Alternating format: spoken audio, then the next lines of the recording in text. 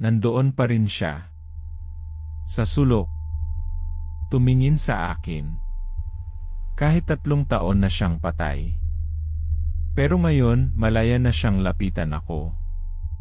Hayaan niyo akong ikwento kung paano nagsimula ang lahat. Ako si Sarah. 25 taong gulang.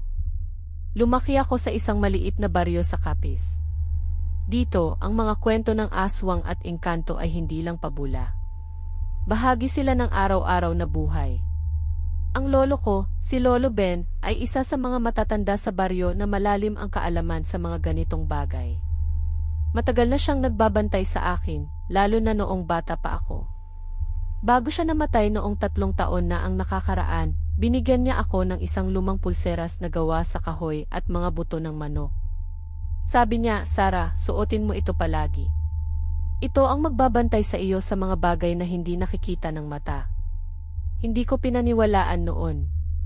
Pero isang gabi, habang natutulog ako sa bahay namin sa probinsya, naramdaman kong may pumipigil sa akin, isang lamig na sumasakop sa buo kong katawan. At dito nagsimulang maging kakaiba ang lahat. Ang isang simpleng pulseras ay may hawak palang mas malalim na misteryo kaysa sa inaakala ni Sarah. Kung naniniwala kayo sa kapangyarihan ng mga anting-anting at sa mga nilalang na hindi nakikita, mag-comment ng dahil lalala pa ito. Nakahiga ako sa aking kama, pero hindi ako makagalaw. Parang may mabigat na nakadagan sa dibdib ko.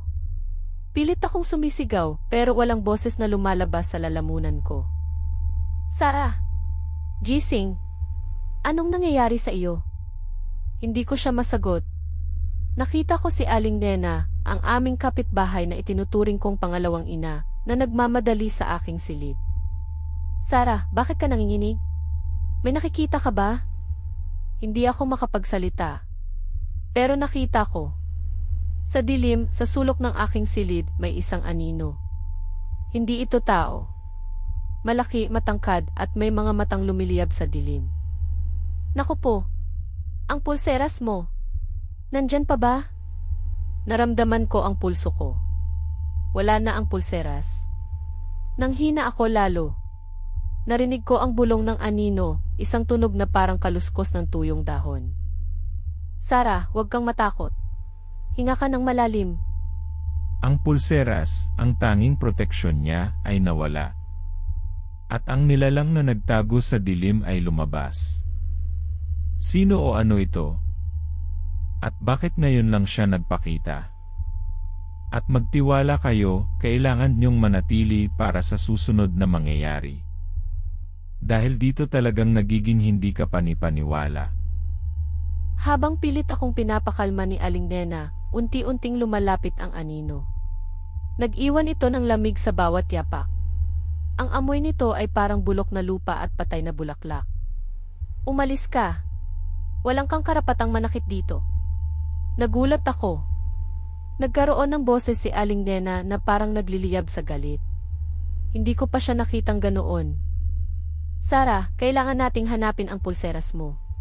Ngayon na. Pero paano? Hindi ako makagalaw. Nakita ko ang anino na dahan-dahang lumalapit. Ang mga mata nito ay nakatutok sa akin, parang may hinahanap. Lumabas ka riyan, bruha. Alam kong nandyan ka. Nagulat ako sa sinabi ni Aling Nena. Bruha. May isa pa bang nilalang sa silid? At pagkatapos nakita ko. Sa likod ng malaking anino may isang babae. Mahaba ang buhok, maputla ang balat, at nakangiti siya ng nakakatakot. Huli ka, Sarah. Ang pulseras lang ang bumubura sa epekto ng aking sumpa.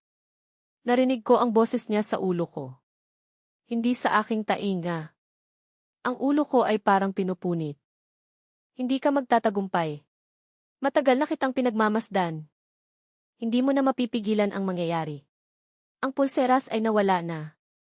Ang lolo mo ay wala na rin para protektahan ka. Naramdaman ko ang lolo ko. Ang kanyang proteksyon. Ngayon, bukas na ako sa anumang mangyayari. Ang lamig ay lumalalim. Ang babae ay umabot sa akin at naramdaman ko ang kanyang malamig na kamay. Sara! Lumaban ka! Pilit akong kumilos. Pilit akong sumigaw. Pero walang nangyari. Ang dilim ay lumamon sa akin. Pagkatapos ng gabing iyon, nagising ako na pawis na pawis. Ang pulseras ay nasa aking pulso na. Nakita ko si Aling Nena na nakaupo sa tabi ng aking kama, nakatulala.